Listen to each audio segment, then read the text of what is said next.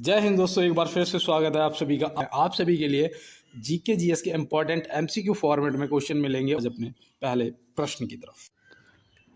तो जैसा कि यहाँ पे आप देख रहे हैं, हमारा पहला क्वेश्चन है। यहाँ पे देखिए दिया गया है रेलवे स्टाफ कॉलेज कहाँ स्थित है। तो मैं यहाँ पे पेन थोड़ा कलर चेंज कर लेता हूँ, क्योंकि आप लोग रेड के लिए बहुत ज़्यादा बोलते हो, भैया रेड पेन यूज किया करो यहाँ पे। तो ठीक है भाई, देखो यहाँ पे दिया है रेलवे स्टाफ कॉलेज कहाँ स्थित है। तो इसका आप सही जवाब यहाँ पे देखो देहरादून भी कुछ लोग लगाएंगे, लेकिन आपका सही जवाब बड़ोदरा होगा, जो कि ऑप्शन बी में दिया गया है। क्यों, इसके बारे में भी आपको पता होना चाहिए कि ये आपके लिए इम्पोर्टेंट है। क्योंकि देखो मैं आपको बताऊं, 1930 में ये देहरादून में स्थापित किया गया था। कहाँ? देहरादून में। फिर देहरादून में स्थापित किया गया था, पर 1952 में इसे बड़ोदरा में स्थानांतरित कर दिया गया था। कब? 1952 में। तो ये चीज़ आपको ध्यान रखना है। और यहाँ पे आपका जो सही जवाब है वो ऑप्शन बी हो जाएगा। और चलते हैं दोस्त अपने अगले प्रश्न की तरफ। देखिए यहाँ पे दिया गया है कि किस देश की हॉकी टीम में पुरुष एशियाई चैंपियनशिप ट्रॉफी 2024 जीती है। तो किस देश की हॉकी टीम ने, यहाँ पे में है, यहाँ पे ने होना चाहिए था, ठीक है ना, ने पुरुष एशियाई चैंपियनशिप ट्रॉफी 2024 जीती है। तो आप यहाँ पे क्या बताएंगे? यहाँ पे देखो जो हमारा सही जवाब है वो क्या हो जाएगा, यहाँ पे हमारा प्यारा भारत हो जाएगा, जो कि ऑप्शन ए में दिया गया है। तो ऑप्शन ए यहाँ पे आपका सही जवाब हो जाएगा। और मैं यहाँ पे आपको बता दूं, यहाँ पे अगर हारा कौन था ये आपसे पूछा जाएगा तो चीन हारा था। भाई कौन हारा था? चीन हारा था। तो ये भी आप ध्यान में रखेंगे। तो मैं उम्मीद करता हूँ ये प्रश्न देखो आपके लिए 2024 से है, तो इम्पोर्टेंट हो सकता है। और चलते हैं दोस्त अपने अगले प्रश्न की तरफ। देखिए ये प्रश्न पूछा गया है, धर्मराज रथ स्मारक कहाँ स्थित है। तो धर्मराज रथ स्मारक जो है ये कहाँ पर स्थित है, आपसे ये पूछा जा रहा है। तो आप यहाँ पे क्या बताएंगे? यहाँ पे जो हमारा सही जवाब है वो होना चाहिए महाबलीपुरम। महाबलीपुरम ऑप्शन सी जो है वो आपका सही जवाब हो जाएगा। ये कहाँ पर पड़ता है दोस्त? तो ये भैया कहाँ पर पड़ता है? तमिलनाडु में पड़ता है ना। तो तमिलनाडु में और भी चीज़ें हैं। देखो जैसे कि ये है आपका सात रथ मंदिर। क्या है? एक तो आपका सात रथ मंदिर है, ठीक है ना। ये आपका रथ स्मारक पूछ ही लिया गया वहाँ से, तो ये आप ध्यान रखेंगे। इसका निर्माण जो है वो 7वीं सदी में हुआ था। कब हुआ था? 7वीं सदी में हुआ था, ठीक है ना। अगर आपसे पूछ लिया जाए कि किसने बनवाया था, है ना, तो ये आप ध्यान रखना, नरसिंह बर्मन ने बनवाया था। हाँ ठीक है, नरसिंह और बर्मन ने बनवाया था। तो ये भी आप ध्यान रखना, ठीक है। और आपको बता दो यहाँ पे जो सबसे बड़ा वो है, सबसे बड़ा रथ है वो है पंचरथ। कौन सा है? पंचरथ। तो ये भी आप ध्यान रखेंगे। तो यहाँ पे मैंने आपको जो भी बताया है आपसे संबंधित है और आपके लिए इम्पोर्टेंट भी है। तो इन चीज़ों को आप नोट कर लेना। और चलते हैं दोस्त अपने अगले प्रश्न की तरफ। ब्रह्मपुत्र नदी तिब्बत में किस नाम से जानी जाती है? पहले तो मैं आपको बताऊं कि ब्रह्मपुत्र नदी की टोटल लंबाई भी आपको याद रखना है, जो कि है 2900 किलोमीटर। कितना है? 2900 किलोमीटर। ये आपको देखो यहाँ पे क्लियर हो गया ना। अब यहाँ पे आपसे पूछा जा सकता है कि तिब्बत को ब्रह्मपुत्र नदी को तिब्बत में किस नाम से जाना जाता है। तो आप क्या बताएंगे? यहाँ पे आपका सांगपो हो जाएगा। सांगपो जो ऑप्शन बी में दे रखा है ना, सांगपो। तो ऑप्शन बी आप क्या करेंगे? ध्यान रखेंगे, ठीक है ना। और यहाँ पे हो सकता है आपसे तिब्बत में ना पूछ के अरुणाचल प्रदेश में पूछ लिया जाए। तो बताओ अरुणाचल प्रदेश में ब्रह्मपुत्र नदी को किस नाम से जाना जाता है? तो याद रखना दिहांग नदी से जाना जाता है। जो यहाँ पे दिया है दिहांग, तो ये दिहांग आप याद रखेंगे, ये अरुणाचल प्रदेश में इस नाम से जाना जाता है, ठीक है ना। और देखो यहाँ पे मैं आपको बता दूं कि आपसे अगर असम में पूछेगा, असम में, तो असम में आपका ब्रह्मपुत्र रहेगा, ठीक है ना। तो यह चीज़ आपको ध्यान में रखना है दोस्त। और चलते हैं इसी के साथ अपने अगले प्रश्न की तरफ और देखते हैं हमारा अगला क्या है। देखो यहाँ पे दिया है फीफा महिला वर्ल्ड कप 2023 विजेता देश है। फीफा महिला वर्ल्ड कप 2023 विजेता देश कौन सा है? तो आप यहाँ पे क्या बताएंगे? देखो पहली बार ये देश जीता है, पहली बार। तो मैंने आपको उस दिन भी बताया था, पहले भी बताया था कि भैया स्पेन जो है ये पहली बार जीता है ना। तो ये आप ध्यान रखेंगे कि फीफा महिला वर्ल्ड कप 2023 विजेता देश स्पेन है। कौन है? स्पेन है। अगर यहाँ पे उप विजेता पूछ लिया जाएगा तो याद रखना इंग्लैंड है। उप विजेता कौन है? इंग्लैंड है। तो ये भी आपको ध्यान में रखना है। तो मैं उम्मीद करता हूँ यहाँ पे आपने नोट किया होगा, स्क्रीनशॉट ले लिया होगा। और पीडीएफ के लिए मैंने आपको बोल दिया है कि आप सभी दोस्त देखो 500 दोस्त लगभग वहाँ पे ऐड हैं, ठीक है ना, 500 प्लस। आप टेलीग्राम को ज्वाइन कर लीजिएगा। उसकी लिंक को मैं सभी को कमेंट बॉक्स में रिप्लाई में दे देता हूँ। जिसको भी चाहिए आप मुझे बोल देना, मैं टेलीग्राम का जो लिंक है वो आपको डिस्क्रिप्शन बॉक्स में भी दे दूंगा और साथ में आपको कमेंट करोगे तो उसमें भी रिप्लाई में दे दूंगा। और इसका कोई चार्ज नहीं, बिल्कुल फ्री है दोस्त, ठीक है ना। अपने सपनों को बस पूरा करिए। देखो यहाँ पे दिया है, भारत में कितने रेलवे जोन हैं 2024 में। भारत में कितने रेलवे जोन हैं 2024 में, तो आप यहाँ पे क्या बताएंगे। तो यहाँ पे याद रखना, देखो दोस्त, यहाँ पे आपका सही जवाब 18 जोन हो जाएंगे। कौन से हो जाएंगे? ऑप्शन ए जो है 18 जोन आपका सही जवाब हो जाएगा। और ये आपको पता होना चाहिए, डिवीजन पूछ लेगा तो याद रखना 70 डिवीजन है। कितने डिवीजन है? 70 डिवीजन है, ठीक है ना। और प्रत्येक डिवीजन को जो कंट्रोल करता है, किसके नेतृत्व में रहता है, तो वो होते हैं DRM। कौन होते हैं? DRM। ये आप याद रखेंगे ना, DRM करते हैं। DRM का फुल फॉर्म भी आपको याद रखना है भाई। हो सकता है यार कहीं DRM का फुल फॉर्म पूछ लिया तो क्या बताओगे, तो याद रखना। देखो, D से डिवीजन हो जाएगा, क्या हो जाएगा? डिवीजन हो जाएगा। R से रेलवे हो जाएगा। और M से क्या हो जाएगा? M से तुरंत याद रखना भाई, मैनेजर हो जाएगा, है ना। तो डिवीजन रेलवे मैनेजर, DRM। तो ये याद रखना, 70 डिवीजन है और 18 जोन है आपके। तो चलते हैं दोस्त अपने अगले प्रश्न की तरफ और देखते हैं हमारा अगला क्या है। देखो यहाँ पे दिया गया है, G20 शिखर सम्मेलन 2023 की अध्यक्षता निम्न में से किस देश द्वारा की गई है। G20 शिखर सम्मेलन 2023 की अध्यक्षता निम्न में से किस देश द्वारा की गई है। देखो ये भी आपका करंट का क्वेश्चन है और 2023 से है, तो आप यहाँ पे क्या बताएंगे। तो याद रखना, भारत ने की है। किसने? 2023 में भारत ने की है। देखो G20 क्या है? G का मतलब होता है ग्रुप। क्या होता है? ग्रुप, ठीक है ना। ग्रुप 20 मतलब ग्रुप है 20 का ग्रुप। इसमें क्या है ना, 19 तो देश हैं और इसमें यूरोपीय संघ है, ठीक है ना। तो टोटल कितने हो गए? 20 हो गए। तो यहाँ पे आप इस चीज़ को भी याद रखेंगे कि भारत ने अध्यक्षता की है। जी का मतलब होता है ग्रुप। इसमें टोटल 20 है, जिसमें 19 देश हैं और एक यूरोपीय संघ है। तो ये आप ध्यान में रखेंगे। और चलते हैं इसके साथ अपने अगले प्रश्न की तरफ। देखो यहाँ पे आपसे पूछा जा रहा है, भारत में आर्थिक नियोजन का स्वरूप है। भारत में आर्थिक नियोजन का जो स्वरूप है वो क्या है, तो आप क्या बताएंगे। तो यहाँ पे याद रखना, यहाँ पे जो ऑप्शन दे रखे हैं उसमें से आपका मिश्रित हो जाएगा। क्या हो जाएगा? ऑप्शन बी हो जाएगा आपका सही जवाब। वैसे विकेंद्रीकृत और निदेशात्मक और समाजवादी, पूंजीवादी ये सब आ जाता है, इसलिए इसको मिश्रित आप अगर ऑप्शन में आएगा आपके और आप लगाएंगे, सही जवाब हो जाएगा आपका। और चलते हैं दोस्त अपने अगले प्रश्न की तरफ। देखो यहाँ पे दिया है, कौन सा एक साधन केंद्र सरकार के राजस्व का स्रोत नहीं है। किसका? केंद्र सरकार का। मैंने उस दिन आपको केंद्र सरकार और राज्य सरकार दोनों को बताए थे, इसीलिए इस क्वेश्चन को आज मैंने आपसे वापस पूछ भी लिया है। तो यहाँ पे याद रखना, अगर यहाँ पे केंद्र सरकार के राजस्व का स्रोत नहीं है तो वो है कृषि आय कर। क्या है?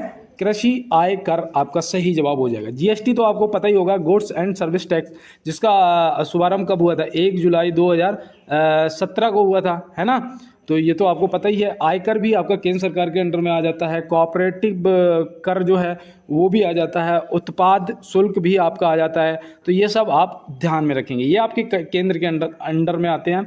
और कृषि आय कर जो है ये केंद्र सरकार के राजस्व में नहीं है। अब यहाँ पे देखो दिया गया है कि भारतीय रेल का पहिया और धुरा संयंत्र कहाँ स्थित है।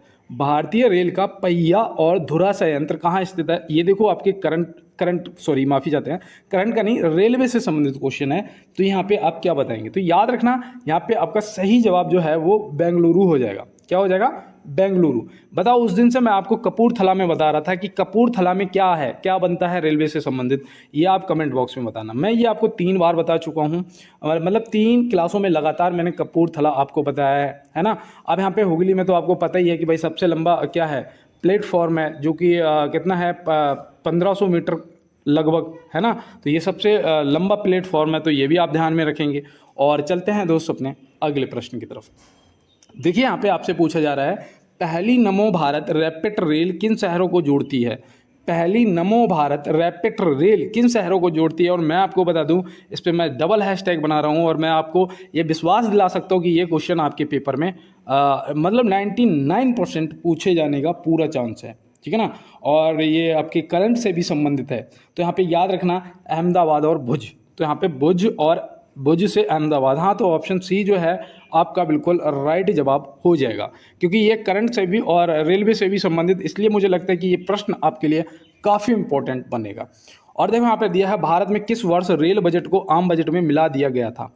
भारत में किस वर्ष रेल बजट को आम बजट में मिला दिया गया था। तो ये भी आपका रेलवे का क्वेश्चन है और ये आपसे पूछा जा सकता है। तो यहाँ पे याद रखना, इसका सही जवाब आपका 2017 हो जाएगा। क्या ऑप्शन बी जो है 2017 1 फरवरी, ठीक है ना, 1 फरवरी 2017 को मिला दिया गया था। और इसका जो फैसला था, ठीक है ना, इसका जो फैसला लिया गया था वो भी याद रखना 2016 में लिया गया था। इसका जो फैसला है वो 2016 में लिया गया था और इसे मिलाया गया था 1 फरवरी 2017 को। तो ये भी आप ध्यान में रखेंगे। और चलते हैं इसी के साथ अपने अगले प्रश्न की तरफ। यहाँ पे दिया है, राष्ट्रीय योजना समिति की रिपोर्ट कब प्रकाशित हुई थी। राष्ट्रीय योजना समिति की जो रिपोर्ट है वो कब प्रकाशित हुई थी, तो आप यहाँ पे क्या बताएंगे। तो यहाँ पे आप याद रखना, यहाँ पे सही जवाब आपका 1947, ऑप्शन सी जो है वो हो जाएगा आपका बिल्कुल सही जवाब। अब अगर यहाँ पे राष्ट्रीय योजना समिति का अगर स्थापना पूछ लिया गया कब हुआ था, तो आप क्या बताएंगे। इसकी अगर स्थापना पूछ लिया तो आप यहाँ पे क्या बताएंगे सही जवाब। तो याद रखना, इसकी स्थापना जो है वो 1938 में हुई थी। कब हुई थी, 1938 में हुई थी, है ना। तो ये भी आप याद रखना, इसकी पहली जो रिपोर्ट है वो 1947 में आई थी। तो ये भी आप याद रखेंगे। और देखो मैं आपको बता दूं कि इसकी जो स्थापना है ना वो किसने की थी, हो सकता है ये भी आपसे पूछ लिया जाए। कब हुई थी वो तो मैंने 1938 आपको बता दिया, लेकिन किसने की थी, तो याद रखना राष्ट्रीय कांग्रेस के अध्यक्ष थे वो कौन, सुभाष चंद्र बोस जी। हमारे सुभाष चंद्र बोस जी ने इसकी स्थापना की थी। तो ये भी आप ध्यान में रखेंगे। तो चलते हैं दोस्त अपने अगले प्रश्न पे। 10वीं पंचवर्षीय योजना की अवधि क्या थी। भाई मैं एक आपको सजेशन देता हूं, क्योंकि आप सब मेरे छोटे बड़े भाई बहन हो। देखो आप पंचवर्षीय योजनाओं को पढ़ के जाना, उनकी अवधि आपको पता होना चाहिए और किससे संबंधित है ये भी आपको पता होना चाहिए, ठीक है ना, किस क्षेत्र पे विशेष बल दिया गया, तो ये भी आपसे पूछा जा सकता है। तो यहाँ पे पहले तो आप प्रश्न का जवाब करेंगे, इसकी जो अवधि थी वो 2002 से 2007 तक, मतलब ऑप्शन बी यहाँ पे सही जवाब आपका हो जाएगा। 10वीं का बता दिया, अगर 9वीं का आपसे कोई पूछेगा तो क्या बताओगे। तो देखो लास्ट तो 2000 होगा, इससे 5 कम कर दो, है ना, तो आपका क्या आ जाएगा 1997 से सन 2002, है ना, ये आपकी 9वीं हो जाएगी पंचवर्षीय योजना, है ना।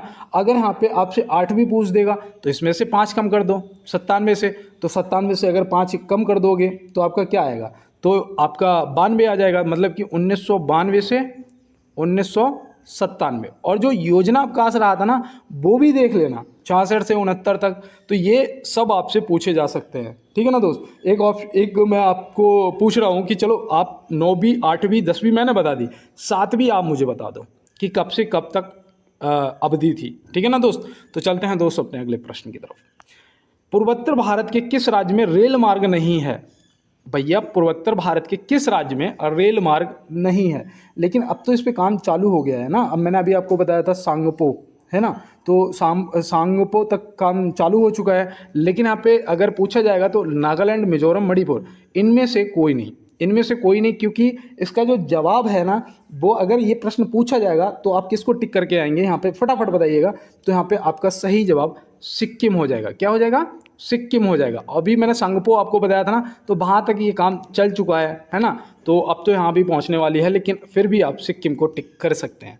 तो चलते हैं, यहाँ पे बहुत से दोस्तों ने नागालैंड, मिजोरम, मणिपुर में से टिक किया होगा, है ना, तो यहाँ पे ऐसा नहीं करना है दोस्त। और देखो यहाँ पे आपसे पूछा जा रहा है कि किस तिथि को उत्तरी गोलार्ध में सबसे छोटा दिन होता है। किस तिथि को उत्तरी गोलार्ध में सबसे छोटा दिन होता है, तो यहाँ पे आप क्या बताएंगे। तो यहाँ पे आपका जो सही जवाब है वो होना चाहिए 22 दिसंबर। क्या हो जाएगा, 22 दिसंबर आपका सही जवाब दोस्त हो जाएगा, ये आप ध्यान रखना। और आपसे ये भी पूछा जा सकता है कि किसने सबसे पहले पृथ्वी की परिधि को मापा था। मैंने उस दिन आपको बताया था, आप कमेंट बॉक्स में बताइएगा कि आपका सही जवाब क्या होगा, किसने सबसे पहले पृथ्वी की परिधि को मापा था, ये आप कमेंट बॉक्स में बताएंगे। और चलते हैं दोस्त अपने अगले प्रश्न की तरफ। ओणम के दौरान किस महान राजा की वार्षिक यात्रा मनाई जाती है। ओणम, भैया मुझे पहले तो ये बताओ कि जो ओणम है ना वो कहाँ का त्यौहार है, कौन से राज्य का, ठीक है ना। अब यहाँ पे अगर आपसे ये पूछा जा रहा है कि ओणम के दौरान किस महान राजा की वार्षिक यात्रा मनाई जाती है? तो यहाँ पे आपका सही जवाब राजा महाबली हो जाएगा। ऑप्शन ए राजा महाबली हो जाएगा आपका सही जवाब। 17 क्वेश्चन हो चुके हैं, ठीक है ना। प्रश्न का जवाब आपका ऑप्शन ए हो जाएगा। ये कहूँगा कि यार अगर हो सकता है तो यार एक बार, मेरे पुराने दोस्तों सभी लाइक वाला बटन दबाते हैं, अगर आप नए जुड़े हो तो एक बार लाइक वाला बटन दबा देना। पीडीएफ आपको बिल्कुल फ्री मिलेगी, टेलीग्राम ज्वाइन कर लेना और साथ में आप चैनल को सब्सक्राइब जरूर कर लेना, बेल आइकन को दबा लेना ताकि क्लास जैसे ही आएगी सबसे पहले आपको मिल जाएगी। और साथ में अगर हो सके आप तो थोड़ा सा शेयर कर देना। चलते हैं दोस्त और अपनी पढ़ाई पे ध्यान देते हैं। और देखो यहाँ पे दिया है स्टेनली जलप्रपात किस नदी पर स्थित है? स्टेनली जलप्रपात किस नदी पर स्थित है? तो आप क्या बताएंगे? याद रखना है कांगो नदी। कौन सा? कांगो नदी यहाँ पे जो है आपका बिल्कुल सही जवाब हो जाएगा, है ना। और यहाँ पे मैं आपको बता दूं दोस्त कि आपसे सबसे ऊंचा जलप्रपात भी पूछा जा सकता है, जिसका नाम मेरे सभी दोस्तों को पता होगा, एंजिल। मैंने कई बार आपको बताया है ना, एंजिल जलप्रपात।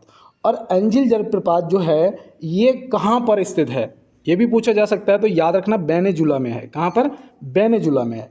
कौन सी नदी पर है? तो भैया ये कैरोनी नदी पर है। कौन सी नदी पर? कैरोनी नदी पर। तो ये भी आप ध्यान में रखेंगे। और यहाँ पे सेंट लॉरेंस दे रखा है ना, इस नदी पर वो है नियाग्रा जलप्रपात। कौन सा? नियाग्रा जलप्रपात। तो ये भी आप याद रखेंगे, नियाग्रा जलप्रपात, ठीक है ना दोस्त। तो चलते हैं दोस्त अपने अगले प्रश्न की तरफ। और खास तौर पे आप एंजिल जलप्रपात को जरूर याद रखना, वो सबसे ऊंचा है, हो सकता है आपसे पूछ लिया जाए। और देखो यहाँ दिया है विश्व की सबसे व्यस्त व्यापारिक नदी है। ये क्वेश्चन हम लोग कर चुके हैं, ये पिछली क्लास का क्वेश्चन है, इसलिए इस पर सिर्फ मैंने HW लिखा है और इसका जवाब आप कमेंट बॉक्स में देंगे। और चलते हैं दोस्त अपने अगले प्रश्न की तरफ बोलूँगा। और यहाँ पे दिया है किस राज्य के विधान परिषद की सदस्य संख्या सबसे कम है? किस राज्य के विधान परिषद की जो सदस्य संख्या है वो सबसे कम है? तो भैया वो कौन सा राज्य है? तो यहाँ पे आप क्या बताएंगे? याद रखना वो राज्य हो जाएगा जम्मू कश्मीर। क्या हो जाएगा? जम्मू कश्मीर। यहाँ पे कितने विधान परिषद सदस्य हैं तो वो भी आपसे हो सकता है कि पूछ लिया जाए। तो आप याद रखना टोटल जो सदस्य हैं वो हैं 36। कितने? 36 सदस्य हैं। और आर्टिकल 50 के द्वारा 36 सदस्यों की व्यवस्था की गई है। आर्टिकल 50 वो भी आप याद रखना, आर्टिकल 50 के द्वारा 36 सदस्यों की व्यवस्था की है। और वैसे कम से कम पता कितने होने चाहिए? 40 तो होने चाहिए, है ना। तो ये ऐसे आप ध्यान में रखना। और चलते हैं दोस्त अपने अगले प्रश्न की तरफ। तंबाकू में पाया जाने वाला उत्तेजक पदार्थ क्या है? तंबाकू में पाया जाने वाला उत्तेजित पदार्थ जो है वो क्या है? तो भैया निकोटीन पाया जाता है। और तंबाकू खाना स्वास्थ्य के लिए हानिकारक है, इससे कैंसर, कर्क रोग होता है, ये भी आप ध्यान में रखना। और कोई दोस्त इसका शिकार मत होना, क्योंकि जीवन बहुत अमूल्य है, ठीक है ना, जिसका कोई मोल नहीं है। और यहाँ पे देखो जो कैफ़ीन है ना, ये आपके चाय में और कॉफ़ी में, ठीक है ना, चाय में और कॉफ़ी में ऐसे आप याद रखना पाया जाता है। और ये क्या करता है? ये दिमाग का जो जैसे हार्ट बीट है ना वो बढ़ जाती है, तो ब्लड का सर्कुलेशन भी बढ़ जाता है ना, इन चीज़ों से। तो यहाँ पे देखो दिया गया है पहला लोकोमोटिव जिसको चित्तरंजन में निर्मित किया गया था। पहला लोकोमोटिव जिसको चित्तरंजन में निर्मित किया गया था। तो भैया कब किया गया था? 1 जनवरी 1950, 1 अक्टूबर 1950 या 1 नवंबर 1950। और ये रेलवे से संबंधित क्वेश्चन है आपका। तो यहाँ पे आप क्या बताएंगे? 1 नवंबर 1950 भैया। क्या हो जाएगा? 1 नवंबर 1950, जो कि ऑप्शन सी में दिया गया है। और चलते हैं दोस्तों इसी के साथ अपने अगले प्रश्न की तरफ। RBI ने HDFC बैंक पर नियमों का पालन न करने पर कितने रुपए का जुर्माना लगाया है?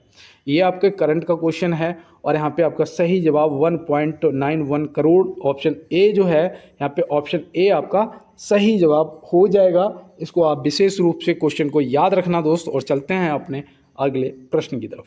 गुणसूत्र का निर्माण प्रोटीन तथा से होता है। तो यहाँ पे खाली स्थान पे बताना है आपको और किससे होता है? RNA, DNA या कैल्शियम। तो यहाँ पे जो आपका सही जवाब दोस्त है वो क्या हो जाएगा? तो याद रखना यहाँ पे आपका DNA जो है बिल्कुल ऑप्शन बी जो यहाँ पे दे रखा है ना, ऑप्शन बी DNA आपका सही जवाब हो जाएगा, ठीक है ना। और एक और पाया जाता है हिस्टोन। क्या पाया जाता है? हिस्टोन। ये भी आप याद रखना, ठीक है ना, हिस्टोन। आपको DNA तो हो सकता है हिस्टोन दे दे ऑप्शन में या DNA दे दे, तो आप याद रखना हिस्टोन भी पाया जाता है ना। और मनुष्य में गुणसूत्रों की संख्या कितनी होती है? तो याद रखना यार मनुष्य में 46 होती है ना। अगर आपसे उसका पूछ लिया जाएगा मटर का, मटर में बताओ, तो मटर का कितना बताओगे? 14 होता है ना। कितना होता है? 14 होता है ना। और मेढक में कितने होते हैं गुणसूत्र बताओ मेढक में। तो मेढक में आप क्या बताएंगे, फटाफट बताइएगा। तो कमेंट बॉक्स में आपने टाइप कर दिया होगा 26, है ना। और चिंपैंजी में बताओ, चिंपैंजी में सबसे समझदार जानवर, चिंपैंजी में बताओ।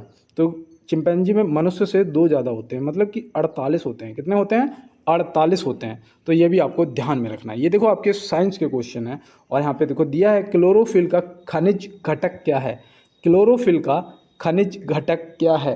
तो आप यहाँ पे क्या बताएंगे दोस्त, तो क्लोरोफिल का जो खनिज घटक है वो है मैग्नीशियम। क्या है, मैग्नीशियम। ऑप्शन सी यहाँ पे आपका बिल्कुल सही जवाब दोस्त, मैग्नीशियम हो जाएगा, ठीक है ना। तो मैं उम्मीद करता हूँ कि आपको यहाँ तक 25 क्वेश्चन हो चुके हैं और आपने नोट भी किए होंगे और याद भी किए होंगे। और जब मैं आपको पीडीएफ दूंगा तो आप अपना टेस्ट भी दे पाएंगे। और देखो यहाँ पे दिया है सेकंड के पेंडुलम की काल अवधि कितनी होती है, सेकंड के पेंडुलम की जो काल अवधि है वो कितनी होती है। तो आप यहाँ पे क्या बताएंगे, तो यहाँ पे आपका सही जवाब 2 सेकंड हो जाएगा। कितनी होती है, 2 सेकंड होती है। और लोलक की काल अवधि कितनी होती है, लोलक की, तो लोलक की भी आपकी 2 सेकंड ही होती है। किसकी, लोलक की भी 2 सेकंड ही होती है। ये भी आप ध्यान में रखेंगे। तो चलते हैं फिर अपने अगले प्रश्न की तरफ। यहाँ पे दिया गया है बोलोमीटर का प्रयोग किसके मापन के लिए किया जाता है, बोलोमीटर। अब बोलोमीटर भैया पहली बार सुना है ना, याद रखना। ऑप्शन में अगर विकिरणीय गर्मी मिल जाए तो भी आपका ऑप्शन ए सही हो जाएगा, अगर आपको तापमान मिल जाए तो भी आपका सही जवाब हो जाएगा, ठीक है ना। विकिरणीय गर्मी या फिर तापमान जो है यहाँ पे आप टिक कर सकते हैं। लेकिन एक प्रश्न मैं आपसे पूछता हूँ कि बोलोमीटर का आविष्कार कब हुआ था, तो पता है, नहीं पता भैया, 1878, है ना। कब हुआ था, 1878 में हुआ था। जो सूर्य की किरणें किस प्रक्रिया द्वारा पृथ्वी पर पहुंचती हैं, तो आप क्या बताएंगे, तो भी आपका याद रखना विकिरण विधि द्वारा पहुंचती हैं। तो चलते हैं दोस्त अपने अगले प्रश्न की तरफ। ध्वनि प्रदूषण स्तर की यूनिट क्या है, ध्वनि प्रदूषण जो है उसकी स्तर की जो यूनिट है वो क्या है, कैसे पता करोगे, तो याद रखना वो भैया डेसिबल होती है। क्या होती है, डेसिबल होती है ना। जैसे आप डीबी भी लिख सकते हैं शॉर्टकट में डीबी, वैसे डेसिबल आप याद रखेंगे, है ना दोस्त। तो चलते हैं फिर अपने अगले प्रश्न की तरफ। कौन सी ट्रेन 1853 में बोरीबंदर वर्तमान जो है छत्रपति शिवाजी टर्मिनल से ठाणे के बीच चलाई गई थी। तो भैया बोरीबंदर से ठाणे के बीच में चली थी, ये तो सभी को पता है। 34 किलोमीटर, 14 डब्बे और कितनी 400 सवारियां, है ना। ऐसे हम लोगों ने रट रखा है। लेकिन यहाँ पे बताओ कि वो ट्रेन कौन सी थी, तो आप क्या बताएंगे, तो हो जाएगी आपकी great Indian peninsula railway. Option A आपका क्या हो जाएगा सही जवाब। कब चली थी, 16 अप्रैल 1853 को, है ना। मुंबई बोरीबंदर से ठाणे के बीच में या मुंबई से ठाणे के बीच में। तो आप ऐसे याद रखेंगे। तो चलते हैं फिर अपने अगले प्रश्न की तरफ। किस वर्ष में पैलेस ऑन व्हील्स ट्रेन का उद्घाटन हुआ, किस वर्ष में पैलेस ऑफ व्हील्स ट्रेन का उद्घाटन हुआ। देखो ये भी आपके लिए इम्पोर्टेंट है। क्या बताएंगे, इस ट्रेन का जो उद्घाटन है ना वो हुआ था 1982 में। कब हुआ था, 1982 में। डेट अगर पूछेगा तो याद रखना भैया हमारा गणतंत्र दिवस 26 जनवरी। कब, 26 जनवरी। तो ये भी आप ध्यान में रखेंगे। ये पता है ये राजस्थान में पर्यटन को बढ़ावा देने के लिए चलाया गया था, राजस्थान में पर्यटक को बढ़ावा देने के लिए चलाई गई थी। तो ये भी आप ध्यान में रखेंगे। और चलते हैं दोस्त अपने अगले प्रश्न की तरफ। न्यूयॉर्क किस नदी के किनारे स्थित है, न्यूयॉर्क, तो न्यूयॉर्क संयुक्त राष्ट्र अमेरिका यार, तो ये कौन सी नदी के किनारे स्थित है, तो आप क्या बताओगे, हडसन नदी के किनारे स्थित है। न्यूयॉर्क जो है आपके हडसन नदी हो जाएगा सही जवाब। और सिंधु के किनारे बस बताओ, सिंधु के किनारे, तो सिंधु के किनारे भैया कराची शहर स्थित है ना, कराची जो कि पाकिस्तान में पड़ता है। और रावी के किनारे, रावी के किनारे भैया लाहौर है, क्या लाहौर है ना। और एवन नदी के किनारे ब्रिस्टल है ना, क्या ब्रिस्टल है। तो ये सब आपको ध्यान में रखना है। तो चलते हैं अपने अगले प्रश्न की तरफ। निम्न में से यूरोप का स्वर्ग किसे कहा जाता है, यूरोप का स्वर्ग, तो यूरोप का जो स्वर्ग है वो है स्विट्जरलैंड। क्या है भैया, स्विट्जरलैंड।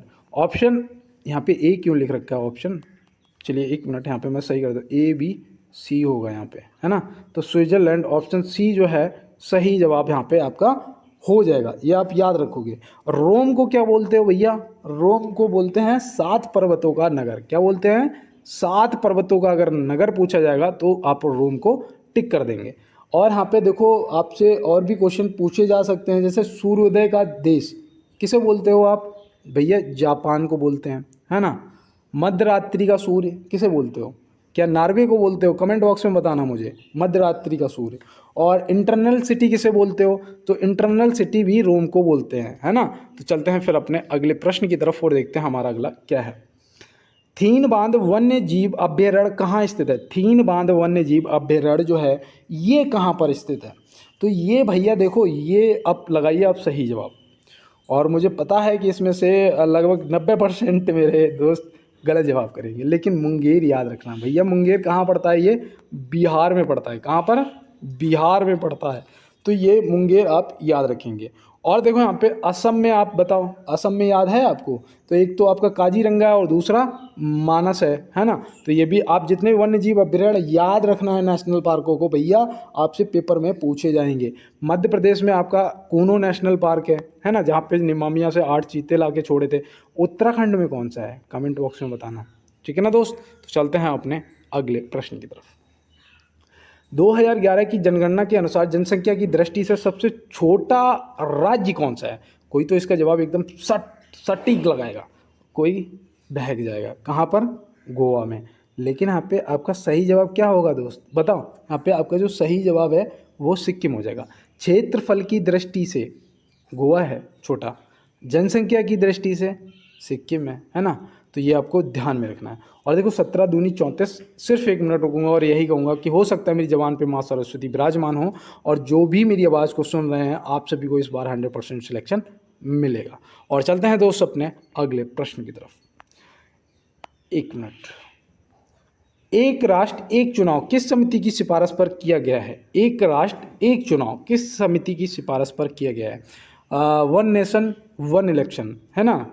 तो यहाँ पे आपका जो सही जवाब है, और ये देखो ये प्रश्न आपसे पूछा जा सकता है, ये करंट का भी है आपका, है ना। तो यहाँ पे याद रखना, यहाँ पे जो आपका सही जवाब है वो हो जाएगा श्री रामनाथ कोविंद जी, हमारे पूर्व राष्ट्रपति जी, है ना। तो यहाँ पे ऑप्शन ए जो है हमारा सही जवाब हो जाएगा।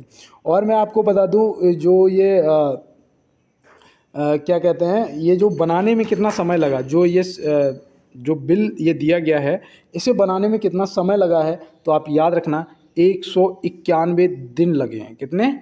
191 दिन लगे हैं, ये आप याद रखना। इसमें पन्नों की संख्या कितनी है? तो याद रखना 18,626 पन्ने भी हैं, ठीक है ना। कितने? 18,626 पन्ने बनाने में 191 दिनों का समय लगा।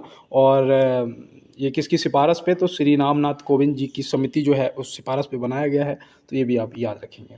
भारत की प्रथम औद्योगिक नीति की घोषणा कब की गई थी? भारत की प्रथम औद्योगिक नीति की घोषणा कब की गई थी? तो आप यहाँ पे क्या बताएंगे? याद रखना, यहाँ पे जो सही जवाब आपका है 6 अप्रैल 1948। कब की गई थी? 6 अप्रैल 1948। ऑप्शन ए जो है वो आपका सही जवाब दोस्त हो जाएगा यहाँ पे। और चलते हैं अपने अगले प्रश्न की तरफ। और यहाँ पे दिया है एक्स किरणों की खोज किसने की थी? एक्स किरणों की खोज जो है वो किसने की थी? तो आप यहाँ पे क्या बताएंगे अपना सही जवाब? तो फटाफट आप बताइएगा कि जो एक्स किरणों की खोज है वो किसने की थी। तो यहाँ पे आपका सही जवाब WC रोटंजन हो जाएगा, जो कि ऑप्शन बी में दिए गए हैं, है ना। ग्राहम बेल ने उसकी खोज की थी, टेलीफोन की करी थी, और उसकी करी थी क्या कहते हैं उसे, देखो माइक्रोफोन, है ना, माइक्रोफोन। और फंक ने विटामिन की, है ना, किसकी? विटामिन की। तो ये आप ध्यान में। तो प्रश्न भी हमारा है कि नेताजी सुभाष राष्ट्रीय खेल संस्थान कहाँ है? तो आप यहाँ पे क्या बताएंगे दोस्त? पटियाला, पंजाब। ऑप्शन ए जो है यहाँ पे हमारा सही जवाब दोस्त हो जाएगा। और चलते हैं दोस्त अपने अगले प्रश्न की तरफ। रेडान किसके अल्फा 6 के कारण उत्पन्न होते हैं? रेडान जो हैं किसके अल्फा 6 के कारण उत्पन्न होते हैं? तो आप यहाँ पे क्या बताएंगे? तो याद रखना रेडियम। किसके?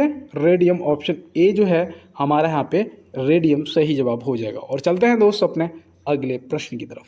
हाल ही में किस केंद्रीय मंत्री ने भास्कर पोर्टल लॉन्च किया है? हाल ही में किस केंद्रीय मंत्री ने भास्कर पोर्टल लॉन्च किया है? तो आप यहाँ पे क्या बताएंगे? यहाँ पे सही जवाब जो है वो हो जाएगा श्री पीयूष गोयल जी, जो कि ऑप्शन बी में दिए गए हैं। श्री पीयूष गोयल जी ये हमारे कौन से मंत्री हैं बताइए? अगर पता है तो बताओ, नहीं तो याद रखना केंद्रीय वाणिज्य एवं उद्योग मंत्री है ना। तो केंद्रीय वाणिज्य एवं उद्योग मंत्री हैं हमारे, ये आपको ध्यान में रखना है। और चलते हैं दोस्त अपने अगले प्रश्न की तरफ। भारतीय संविधान में राष्ट्रपति के चुनाव की प्रणाली किस देश से ली गई है? भारतीय संविधान में राष्ट्रपति के चुनाव की जो प्रणाली है किस देश से ली गई है? ये मैंने आपको पहले भी बताया था और आज एक बार फिर बताता हूँ, आयरलैंड आपका सही जवाब हो जाएगा। और जो महाभियोग की कार्रवाई की जाती है आर्टिकल 61 के द्वारा है ना, ये आपकी अमेरिका से हो जाएगी। तो चलते हैं दोस्तों अपने अगले प्रश्न की तरफ।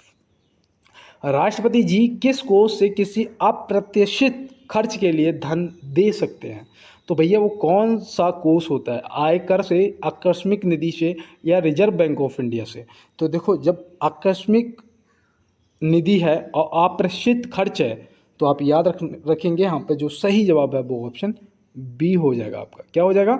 ऑप्शन बी यहाँ पे आपका सही जवाब दोस्त हो जाएगा। और चलते हैं इसी के साथ अपने अगले प्रश्न पे। लोकसभा की प्रथम महिला अध्यक्ष का नाम क्या है? तो लोकसभा की प्रथम महिला अध्यक्ष का नाम क्या है? तो आप यहाँ पे क्या बताएंगे? याद रखना, हो जाएगा सही जवाब मीरा कुमार। ऑप्शन सी आपका सही जवाब हो जाएगा। और देखो, सरोजनी नायडू जी जो है ये पहले उत्तर प्रदेश की राज्यपाल थी, है ना, पहली महिला राज्यपाल उत्तर प्रदेश की। और देखो, फातिमा बीवी जी जो हैं ये न्यायाधीश थी, ठीक है ना, पहली न्यायाधीश। अब ये आप मुझे बताओगे कि सर्वोच्च न्यायालय की थी या फिर उच्च न्यायालय की थी, ठीक है ना, ये आप कमेंट बॉक्स में बताओगे, क्योंकि ये कॉमन क्वेश्चन है। और अगर आप तैयारी कर रहे हो तो भारत का प्रथम, भारत में सबसे बड़ा, भारत में सबसे छोटा, है ना, और ये सब चीज़ें आपको इम्पोर्टेंट हैं, पता होना चाहिए। और यहाँ पे देखो दिया है जाम पर प्रस्तुत ब्याज, नहीं, यहाँ पे होना चाहिए था जमा पर प्रस्तुत ब्याज दर की तुलना में ऋण पर ब्याज दर हमेशा होता है, तो कम, अधिक या समान।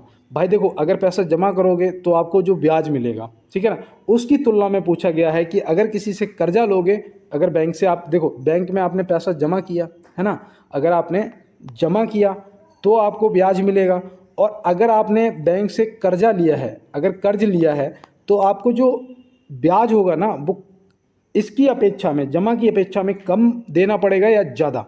तो भैया देखो, मिलेगा कम ब्याज, आपको कम मिलेगा अगर आपने पैसा जमा कर दिया, लेकिन अगर आपने कर्जा लिया है तो ब्याज आपको ज़्यादा देना पड़ेगा, ठीक है ना। ये जो रेट होते हैं ये अलग अलग होते हैं, कि वहाँ आपको 5% मिलेगा तो देना 10% का पड़ेगा, है ना। तो इस चीज़ को याद में रखेंगे। चलते हैं दोस्त अपने अगले प्रश्न पर। बीसी रॉय पुरस्कार किस क्षेत्र में दिया जाता है? वीसी रॉय पुरस्कार, ये देखो आपके लिए इंपॉर्टेंट क्वेश्चन है दोस्त। तो यहाँ पे सही जवाब आपका चिकित्सा हो जाएगा। क्या हो जाएगा? चिकित्सा। ऑप्शन बी सही जवाब हो जाएगा। खेल के क्षेत्र में अर्जुन अवार्ड है, और आपका क्या बोलते हैं, मेजर ध्यानचंद खेल रत्न पुरस्कार, मेजर ध्यानचंद जी को हॉकी का जादूगर बोलते हैं, है ना। तो ये याद रखना। साहित्य में नोबेल पुरस्कार मिलता है ना भैया, तो ये भी आप ध्यान में रखेंगे। तो चलते हैं फिर अपने इसी के साथ अगले प्रश्न की तरफ। क्या हुआ? नेक्स्ट नहीं हो रहा। दिन बुरे होते हैं तो कुछ नहीं होता है ना दोस्त। देखो यहाँ पे दिया है पुष्प में मादा लॉगिंग अंग है, तना, कली या स्त्री केसर। भैया ये प्रश्न कहीं पूछा गया था, जब मैं इसे लिख रहा था मुझे याद नहीं आ रहा, और रेलवे में ही पूछा गया था। अब सीबीटी एग्ज़ाम एलपी में पूछा गया था या फिर आरआरबी ग्रुप डी में पूछा गया, ये मुझे अभी याद नहीं आ रहा है, लेकिन ये क्वेश्चन पूछा गया था। तो याद रखना स्त्री केसर, ठीक है ना। ऑप्शन सी क्या हो जाएगा यहाँ पे? सही जवाब आपका हो जाएगा, और इसको आप ध्यान में भी रखेंगे। तो चलते हैं इसी के साथ अपने अगले प्रश्न की तरफ। प्रधानमंत्री सुकन्या समृद्धि योजना का शुभारंभ कब किया गया था? देखो ये योजनाएं आपको पढ़ के जाना है ना। अब यहाँ पे प्रधानमंत्री सुकन्या समृद्धि योजना का शुभारंभ पूछा गया है। अगर आपने योजनाएं पढ़ रखी होंगी तो तुरंत बताओगे भैया 22 जनवरी 2015। तो यहाँ पे ऑप्शन बी सही जवाब हो जाएगा। और डेट क्या बताई मैंने? 22 जनवरी, है ना। तो ये आप ध्यान में रखेंगे। देखो यहाँ पे दिया है लघु पाषाण क्या होते हैं? लघु पाषाण क्या होते हैं? तो यहाँ पे याद रखना पत्थर के औजार, है ना। ऑप्शन ए जो है यहाँ पे आपका सही जवाब हो जाएगा। क्या होते हैं? पत्थर के औजार। मध्य पाषाण काल में इस्तेमाल किए जाने वाले ये छोटे औजार थे, है ना। ऐसे याद रखना, मध्य पाषाण काल में यूज करने वाले ये छोटे औजार थे। तो चलते हैं दोस्त अपने अगले प्रश्न की तरफ।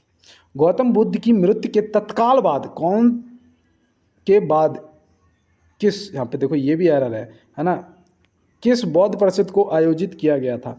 ये पता है, ये क्वेश्चन मैंने लिख के रखे थे और मैंने एक बच्चे को बोला था, मैंने कहा ये सब टाइप कर देना क्योंकि मेरे पास समय नहीं था, है ना।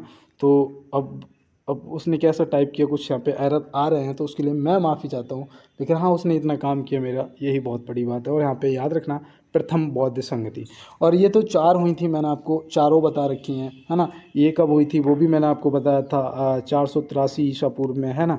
ये भी मैंने आपको पहले बताया है। ये कहाँ पर हुई थी ये भी बताया था, राजगृह में हुई थी, है ना।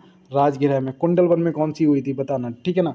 और राजगृह में हुई थी, अजातशत्रु के शासन में हुई थी, है ना, अजातशत्रु के समय में हुई थी। तो ये सब आपको याद रखना है। और इसकी एक ट्रिक भी है ना, जो मैंने आपको पहले बताया था, आजकल शोक नहीं, है ना, आजकल शोक नहीं। तो यहाँ पे देखो प्रश्न दिया गया है कि रानी की बाग में अधिकांश मूर्तियाँ किसकी भक्ति में हैं?